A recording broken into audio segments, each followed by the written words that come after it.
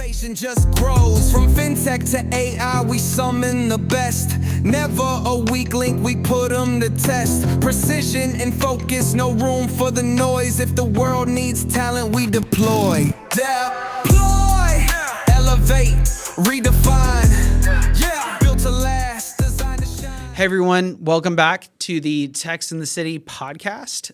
My name is Daniel Walters. This week I am joined by Mr. Will Blackburn. That's it. I got it right. I always just reference you as Will because you're just like pretty much the only We're on a Will. last name basis now. So Well, want to thank you very much for coming on the podcast and everything. For those of you who do not know, we're filming this right before the AI code clash here at Workplay tonight. Super excited. Will is one of our panelists for tonight after the clash is done. We're super stoked and excited. Hopefully you made it out. If you didn't, I believe somebody is doing some video. I don't have all the details on that. But if we can kind of share some of that out, we will absolutely be sharing that out on the YouTube feed. But we wanted to take some time and chat with Will, kind of understand what your developer journey was, talk a little bit of AI, get some advice for, budding developers and things like that. So let's go ahead and just jump right into it. So what got you interested? Like as a kid, were you just a computer kid like I was, or like what got you interested in development specifically? yeah, that's a great question. When I was a kid, I dabbled with technology. I played around with it. I always liked to see what the latest and greatest things that were coming out were. But my household was always a generation or two behind the latest and greatest. So a lot of that was just wishful thinking. It wasn't really until college that I started coding seriously. And I kind of did it a little bit on the side at first. I wasn't sure what I wanted to do with my life, but I discovered this joy in creating something from scratch. Just like when I was a kid, I would build something from a pile of Legos and just create something awesome that I could say, hey, I built that, and now I can go show it to the world. I first really started experiencing that journey with code when I was in college, and I fell in love with it. I switched my major to it. And so development really served the purpose of helping me build things. And that's really what got me into it at the beginning. And ever since then, I've just been interested in building more and more things. Speaking of building things, do you happen to remember the first thing that you built? Yeah, the first serious thing I built, I had created, some what was the website? It was on Yahoo, where you could create I think it was GeoCities. You could create little websites and MySpace profiles, all of that fun stuff. The first serious thing I developed it was before I had switched my major to computer science, and so I went to Barnes and Nobles and I found PHP and MySQL for Dummies. And I was like, this book, I'm a dummy. This book is going to help me figure things out. And the example in the book was a pet shop. It was, hey, build a pet shop. And people can list their pets. It was really more of a pet exchange, which is kind of weird. But nice little marketplace. Yeah, right. List your pets. If you're tired of your dog, list them, and you can get a cat from somebody else.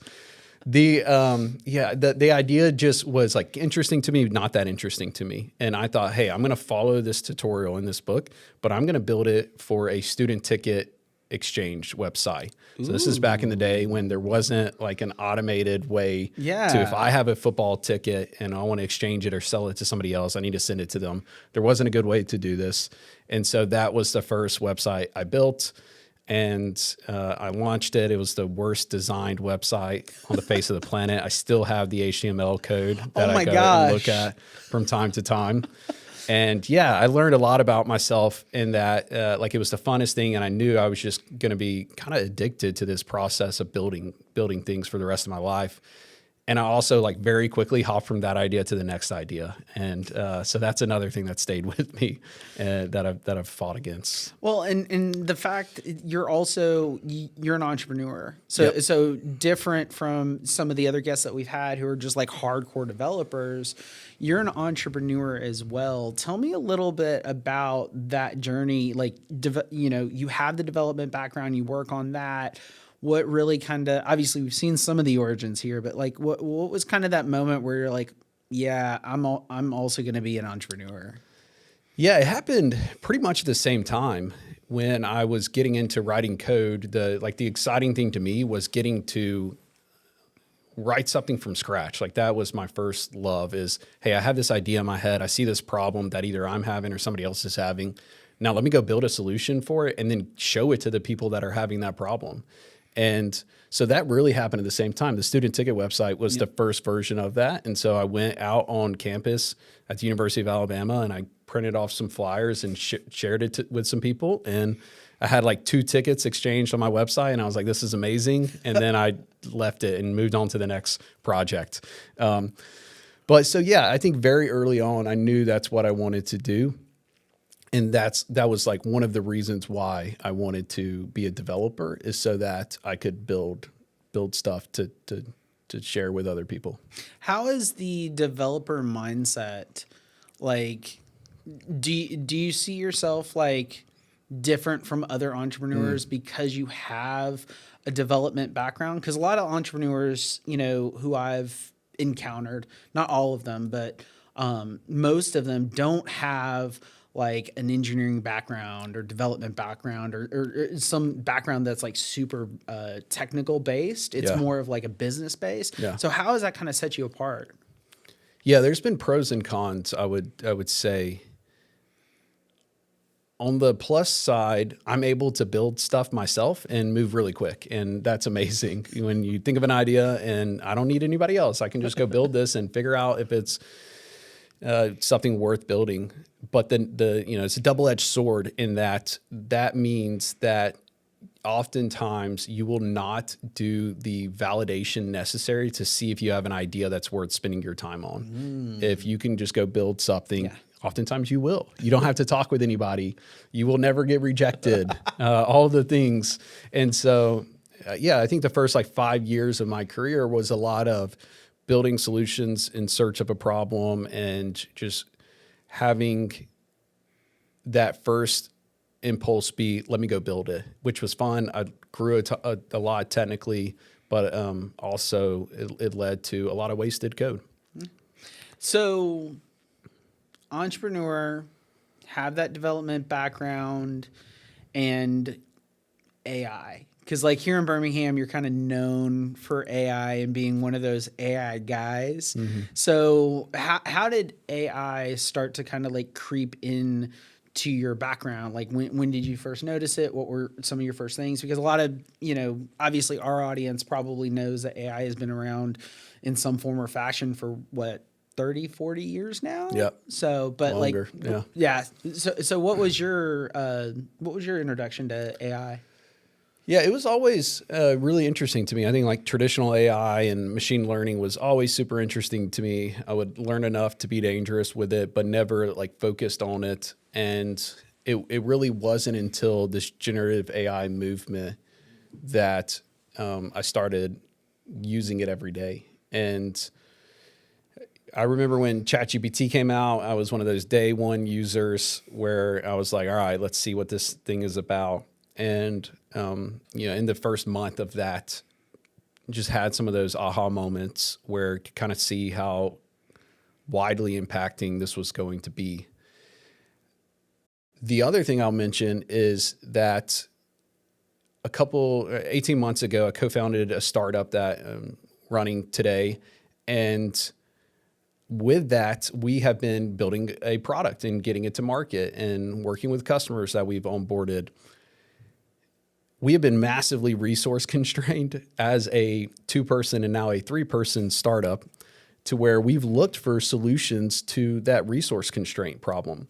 And so we had enough incentive for me to like dive really deep into generative AI and figure out how it could be helpful today Right. And so that is really a big driving factor in why I'm so deep into AI, is because one, I'm just curious as a person and interested in it, and it's fun. But also we had this need, and generative AI has been able to fill that need, and it's helped us move quicker, support enterprises on a platform that, we've had 2 developers work on. So you didn't mention the name of your company. I'm assuming it's DevClarity that That's you're it. talking Yep. about. So tell us a little bit, if you don't mind. Yeah, of course. Just dive into like DevClarity and what you guys do and how it came about. Yeah.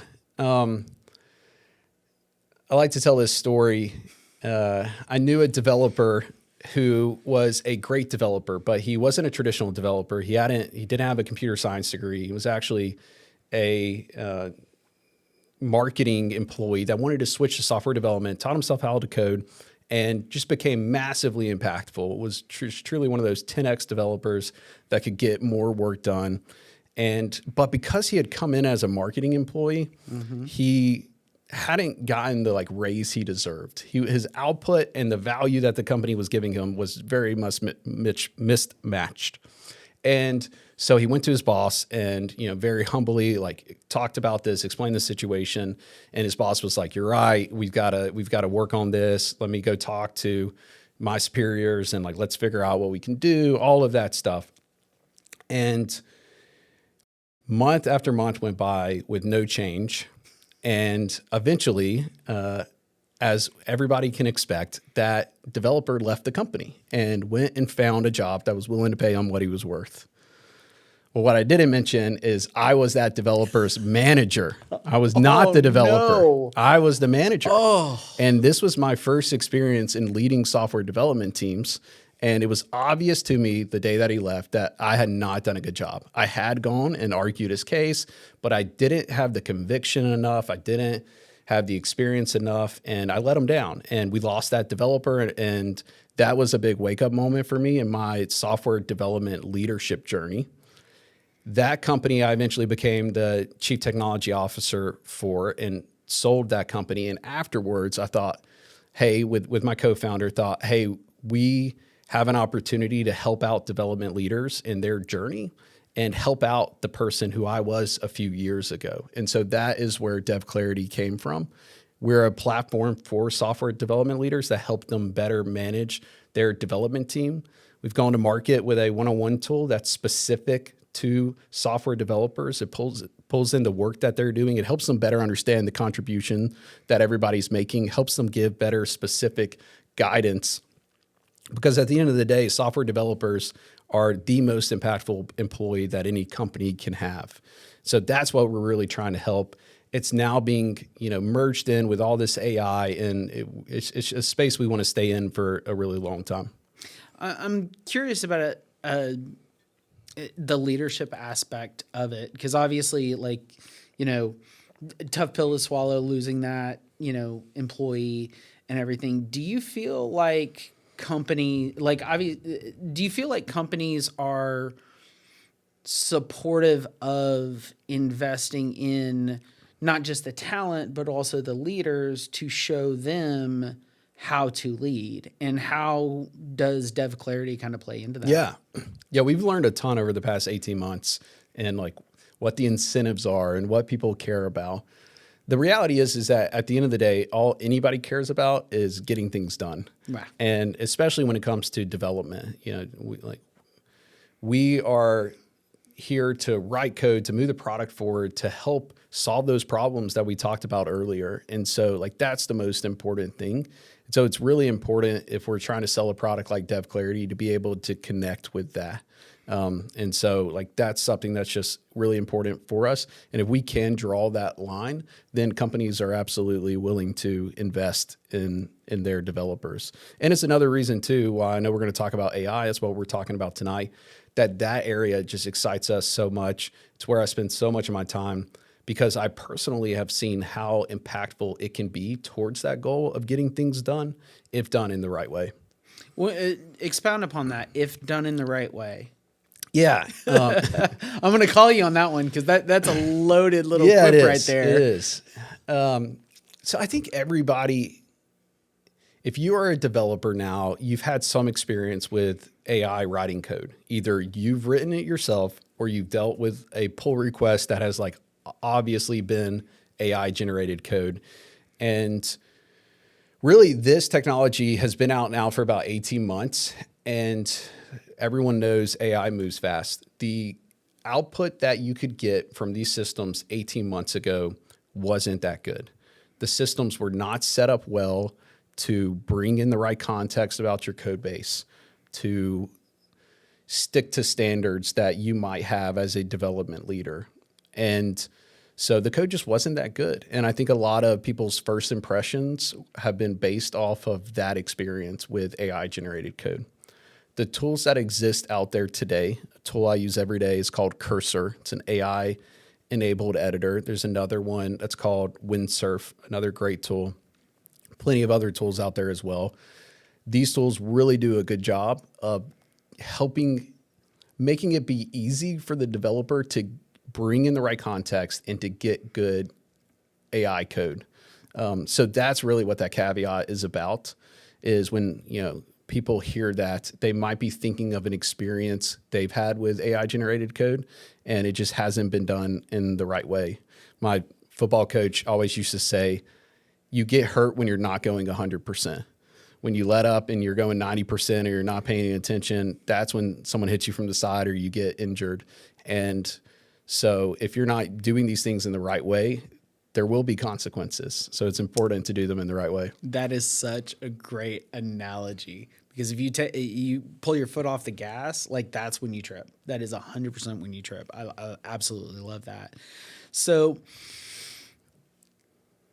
you also are leading a group here in town called Birmingham AI, and I may or may not be wearing one of their shirts as an undershirt. But I'd love for you to kind of talk about that and like what kind of drove you to do that. And like you guys have come a hell of a long way from that first meeting where I think there were maybe like 30 or 40 of us. Yeah, I think we actually hit like 50 that first meeting, which blew our mind, but we still have come a long way from that. Yeah, because the last one had like almost 200 people or something, right? Yeah, we've broken 200 a few times. Yeah. So So I give all credit to Austin Sinsman on this idea. He's another entrepreneur in town, great person to be connected with. And we went out to lunch one day with the explicit purpose of just chatting about AI. We both had seen our interest in it. We were talking about it on social media. And so as we just kept rambling on and on about it, Austin said, hey, there should be a meetup group in Birmingham. I know you've helped out with groups like this before. Do you want to create one? And I was like, yeah, let's do it. And so we've created this event. We've held it at the Innovation Depot. And through that, we've just seen such an amazing turnout from the community. So many people are interested in this. They want to know what's hype and what's real. How can they apply it today? What does tomorrow look like? And so that's just all the areas that we really try to help everybody with. And an important piece of this is our mission is to accelerate Birmingham's adoption of AI by all. So another one of those little short things we add to the end of sentences that mean a lot.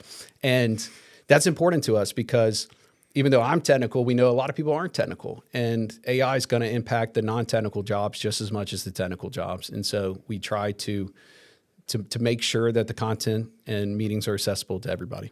Yeah, that was actually one of the things I was going to bring up because I remember initially you had done different personas. Yeah. And one was the developer persona, one was the leadership persona, one was the early adopter persona, one was the other persona. I forget the exact personas, but it was something like that. And as the group has grown, because the way that I've kind of used it is I absolutely I've got my ChatGPT account. I use it here and there, but I don't use it a lot. I want to start using it more. I have absolutely I heard Austin speak last week, I think at another event, and I was like, okay, I am actually going to force myself to learn this on a daily basis. But the thing I've loved about the meetups is that it gives me time to take in all of the information because things are moving so fast. So I that's another question I have, for you with things that are moving so fast in the AI world and all the new tools and this, that, the other. How are you keeping up? How are you balancing getting your work done with that, dedication to like being bleeding edge early adopter with some of these tools? Yeah. So I think a lot about workflows, and I think a lot about the problems that those workflows solve. And the first thing to do is just be okay with not knowing everything and not trying every tool. Just tell yourself, I'm not going to know everything. And I tell myself that, and that makes me feel a little bit better. But then I go back to those workflows and I think, okay, I have a lot of things to get done and there's a lot of problems there. What can AI help me do better, do faster? And that's where I start to apply AI. And what I found is that there's just so many areas where AI can come into your workflow. So let me give an example. I'll give a couple examples. One, I still write a lot of code for our startup. And so with that, I'm thinking, okay, I'm writing a lot of code. Where can AI be applied to help me write code faster? So I adopt a tool like Cursor and I start to play around with that. But that's not just because I want to have fun. It is fun, but it's also because I'm trying to solve that problem that I care a lot about. And I'm incentivized to use the tool and figure out if it's going to work for me. If it doesn't work for me, I just dismiss it and move on and say, all right, it's not ready yet. It's not there yet. Another example is we're having lots of sales calls with prospects. That's a lot of content to go through. I've got to reply to all of those prospects and I've got to think about what do we say in the meeting? Am I missing something that I should mention in my email back to them? That's another great use case for generative AI. So what can I use there? Is it using a tool like Gong that helps out on a sales front? Or a lot of times I just use a ChatGPT saved prompt and copy and paste the transcript in to see if there's anything I'm missing. So I just go back to those workflows and I think a lot about, okay, this new tool just came out. Is there something I'm doing today that I can apply this new tool in? So it's the same workflow. Mm-hmm. It's the same. I start with this and I need to end with this. Can this tool now help me do it faster? Can it help me do it better? And then I just stick to that. And that has helped me sleep at night. I love how some of this stuff is keeping you up at night because I can totally relate to that because again, there's so many tools out there and you have kind of that FOMO and just okay, I'm not going to get to everything because my background is a little bit of a perfectionist and I'd love to do things to completion. Sometimes you just can't do that. And I love the fact that you're telling me it's okay not to know everything, and that absolutely helps. So you've already talked about Cursor. You've talked about some of these other tools. Are there any other tools that you're just finding overly helpful? It's if I could go into the theater and have 5 minutes to talk about one or two tools, what would those tools be that you feel can help the most? And I'd like to ask it in two different ways. One for the developers who are listening to this podcast and one for the non-developers. Because as much as I can fake it real well, I am not a developer. One might even say I'm more of a marketer than a developer. So on both sides of that, what's some great tools for developers that you'd love to see them use more? And what are some for the non-developers? Yeah.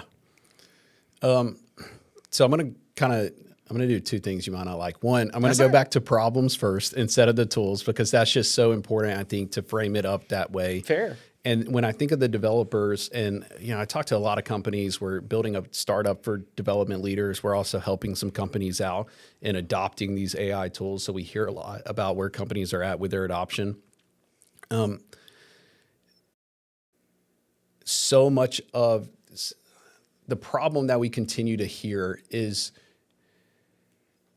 around all of the parts of the SDLC that you know of. It's around the test writing. It's around the code writing. It's around the review process. And so the tool that leads me to is back to Cursor. That's all right. That's all right. So that's what I'm going to mention again. And I just want to say, almost every company we talk to, there's not a standard process right now. And so you've got some developers who've adopted some of these tools and they're using it well. And they're seeing those productivity increases that you would expect in a tool like this. But the rest of the development team isn't. And so there's just a huge opportunity, I think, for companies right now to say, okay, it's been 18 months. We've seen some of the early adopters of these tools. We've seen where they've been successful, and the companies that are being successful are using tools like this, and they're doing it in a standard way across their development team. That's what I think the big opportunity for software developers is right now. So Sorry, go ahead. I was going to say, if you're an individual developer, like lean into the tool yourself. And then as you understand how it could be massively valuable if your entire team was using it, you can advocate internally for that. And so there's ways that you can do things like set up what are called project rules. This is essentially a prompt that gets automatically passed into every AI call that your editor sends. And so that's what really helps you set standards around AI usage. Like, hey, this is how we name things. These are the patterns we use. These are the anti-patterns we want to avoid. It just really helps with all of that. You answered my question because I was like, what does that adoption look like? And do you think the companies would be supportive of that? You know, because if I have one resource that has tripled because they're using AI, of course I want to have that happen across the rest of my team. Yeah. So, all right. So we've talked about a little bit of the developer side. What about non-developers like me? Is it just ChatGPT? Is it some other tools like that? Yeah, I think there's a few things that come to mind. Excuse me. You're fine. So going back to problems again, there's a few things I can think of. One, I do think most people underutilize ChatGPT. So it's stuff we've talked about for a year now at Birmingham AI, which is like work on your prompting and then have a good prompt library where you can, any task that you're doing that you're going to repetitively do, go back to that and improve it. And it should be a very iterative process. If you're not improving your prompts, if you're not editing your prompts, then you don't have an iterative process. You're not learning from the conversations you're having. You're not adapting to the new models that come out to improve that workflow that you're attacking. Why do you think that is? Why do you think non-developers aren't adopting more of an iterative process? Is it just because they don't think as logically as developers? Is there some other reason that you can think of? I'll give everybody an out, myself included, in saying that the tools are just not well set up for it, honestly. It's like the way I do it is I just keep a list of prompts in my note-taking app, and then I go back to them and I edit them there. I've used custom GPTs, and I still do, where you can actually save this as an instruction that's going to be run every single time you start a new conversation with ChatGPT. But even then, you lose access to some of the best models. And so it's just not easy to do. And so I think that's the main reason why people don't do it, is that they're not incentivized enough to do that, to make those iterative improvements. If you can make it easy, then that's really important. That's why tools like Cursor work really well, because they make it super easy as a software developer to get good AI output. Do you find in a lot of these AI tools and models that they're not just, obviously we talked about that particular piece not being user friendly, but overall, do you find that they're obviously I think they've progressed in my opinion, because you can use voice now and all this other stuff, but do you feel like all of them have more of an opportunity there? If so, what is your favorite, again, for the non-developer, that's probably the best user experience? Yeah, I think they all could be improved. I got into the OpenAI ecosystem early, so that's where I spend most of my time. And so that's the tool I use the most. I've also had great experience with Claude, with Perplexity, with some of Google's products as well. So again, I think if you can find one that works for you, that is on par with the top models, then just find what works best for you or what your company is willing to pay you for. Yeah, that's fair. That's what I would recommend. Another tool too, I would suggest for someone who's non-technical is the deep research tools that are out there now. So if you have a ChatGPT paid account, you can do this. It will go and do research for you and then provide a report and even cite the articles or the websites that it went and looked up. It is an amazing tool, and Google has a version of this. Perplexity has a version of this. It really is another one of these tools where you're like, hey, I could spend 15 minutes doing this research myself, or I could have AI do it in 15 minutes and I'll come back to it while I do some other task. So yeah, I just highly recommend people try that out. Do you think the research, you're fine. Do you think the research that it brings back typically, in your experience, is better than what like you or me could pull back? In some cases, yes.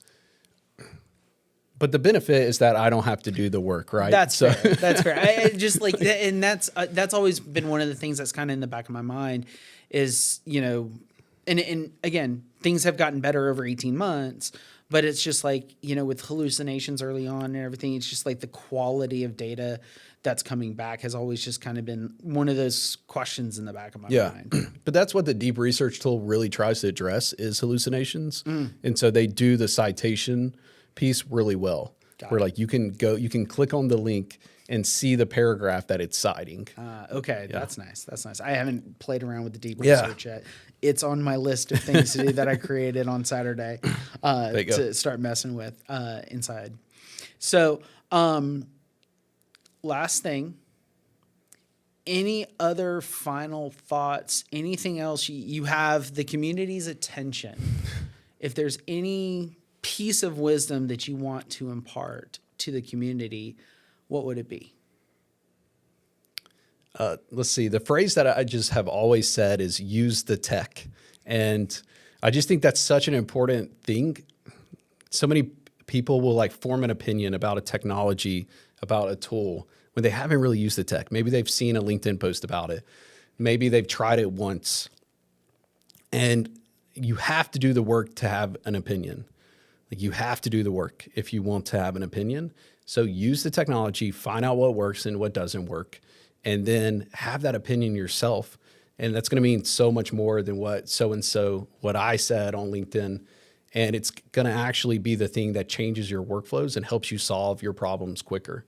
So use the tech. I love that advice because there's so many people, especially right now with, you know, a lot of these AI tools and things like that, they're trying to just use it to shortcut and things like that. And there was a phrase at a previous company I had worked at, everyone has to cut the hole in the drywall in the wrong place once. And so it's like, you've got, no matter how good the stuff is, like you've got to make sure that you're doing the work. So I absolutely love that. So, thank you so much for joining us, Will. Thank you. Really, really appreciate having you out. Definitely want to take a minute and thank some of our sponsors who really make this podcast possible. Obviously, Deploy Alloy. Thank you guys so much. Alloy Digital. Check them out, both of those out as well. True Coders, thank you for you guys and what you do. Obviously, our media partner, Birmingham Now, and Workplay for hosting us in this wonderful space. So thank you so much. We will see you next time. And don't forget to check out an event near you at techsandthecity.org. Obviously, we're in Birmingham tonight. Which will be in the past for you guys, but we're going back to Huntsville and it is almost on the books. I saw messages earlier today, Techs in the City, Atlanta. Let's go. Into May, June, somewhere in there. Keep your eyes peeled. Thank you guys so much for watching, and we'll see you next time. Innovation just grows. From fintech to AI, we summon the best. Never a weak link, we put them to test. Precision and focus, no room for the noise. If the world needs talent, we deploy. Deploy, elevate, redefine. Built to last, designed to shine. do you call when the stakes get high? Visioning wings just to kiss that sky. Weights and no palms, we supplying the kings. Tech elite, sharp minds, watch the empire swing. Born from the cold where the circuits ignite, where the dreamers and builders keep pushing the height. Algorithms align with a purpose so grand. We don't just find hands, we provide the whole plan. From the first keystroke to the product's debut, we craft every move like the pros in the booth. Syntax like symphonies, logic like prose. Every line that we write, innovation just grows. From fintech to AI, we summon the best. Never a weak link, we put them to test. Precision and focus, no room for the noise. If the world needs talent, we deploy. Deploy, elevate, redefine. Yeah, built to last, designed to shine. No guesswork, we strategize, bringing brilliance to your enterprise. We don't just fill gaps, we sculpt the elite. We architect futures, foundation complete. The dreamers, the doers, the minds that inspire. The ones who write code like they painting with fire. Scaling your systems, securing your vaults. Tuning your engines, correcting the faults. We don't chase trends, we invent what's next. We breathe the innovation, perfected in text.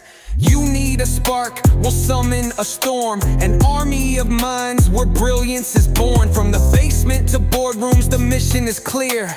We don't just build teams, we pioneer. Deploy, elevate, redefine. Yeah, built to last, designed to shine. No guesswork, we strategize, bringing brilliance to your enterprise. No old luck, no fluke, every move is designed. We're sculpting careers with a vision divine, backed by the knowledge refined in the grind. The next evolution we already aligned. So when the market shakes and the future's unclear, remember the name that engineers careers. No filler, no fluff, just talent deployed. Deploy to architects your future employed.